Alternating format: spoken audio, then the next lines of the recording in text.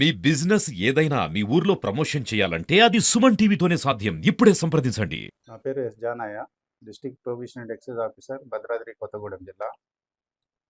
ఇక్కడ తెలంగాణ రాష్ట్ర ప్రభుత్వం నార్కోటిక్ డ్రగ్స్ మీద, మత్తు పదార్థాల మీద స్పెషల్ డ్రైవ్ నడుస్తుంది.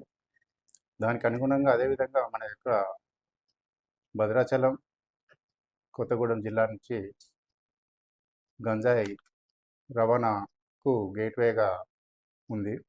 అదేవిధంగా మేము ఆర్నిషలు ఈ రాష్ట్ర ప్రభుత్వం ఇచ్చిన ఆదేశాలు కాకుండా అంతకుముందు కూడా వీటి యొక్క నార్కోటిక్ డ్రగ్స్ మీద, గంజాయి మీద ఉక్కు పదాన్ని మోపుతున్నాం. అదేవిధంగా మన భద్రాచలం స్టేషన్ లిమిట్లో కూడా చాలా కేసులు కూడా చేయటం జరిగింది. ఈరోజు ఒక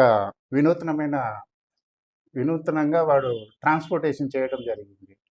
అదే ఒక ట్రాక్టర్ ట్రాలీ తీసుకొని ఖాళీగా ఉండి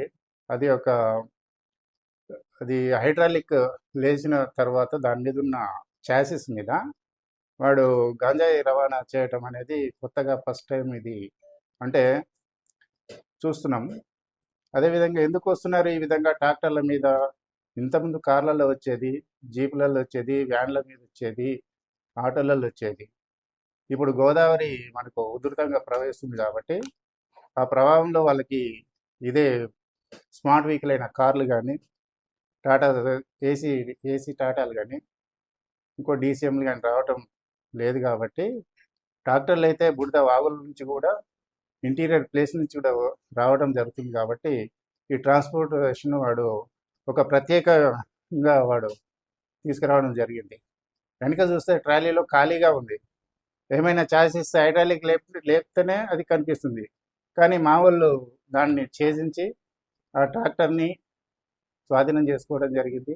దానిలో భాగంగా దాంట్లో 150 కిలోల, దాదాపు 150 కిలోల గంజాయి, డ్రై గంజా దొరికింది. ఎక్యూజ్డ్ అతను ఆ బ్రిడ్జ్ మీద పరారైపోయాడు.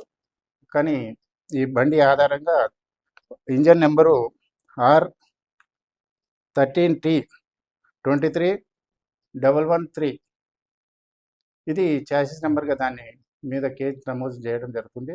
త్వరలో ఆర్టీఐకి లెటర్ పెట్టి దాని ప్రకారంగా ఆ ట్రాక్టర్ కానీ ఎవరి పేరు మీద ఆ అక్యూజ్ని తీసుకోవడం జరుగుతుంది.